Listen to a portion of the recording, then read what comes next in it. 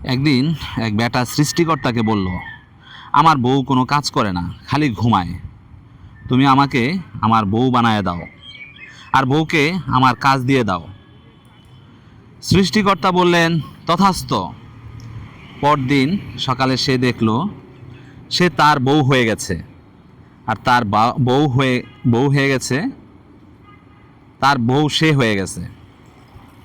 ঘুম থেকে উঠেই তার বউ সেজে গুজে গটগট করে অফিসে চলে গেল। আর সে সকালে উঠে ঘর ঝাড়ু দিয়ে নাস্তা বানিয়ে ছেলেকে স্কুলে দিয়ে সে দুপুরে রান্না করলো। তারপর গিয়ে কাপড় কাচলো, রোদে শুকালো, ভাঁজ করলো, ছেলেকে স্কুল থেকে আনলো, বিকালে নাস্তা বানালো, ছোট্ট ছেলেকে মাঠে খেলতে নিয়ে গেল, সন্ধ্যায় রাতের খাবার বানালো, সবাইকে খেতে দিল।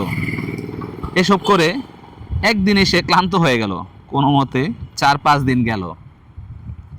না পারতে সে সৃষ্টিকর্তাকে বলল, আমি আর পারতেছি না মালিক, আমাকে আমি বানায় দাও, বউকে আবার বউ বানায় দাও।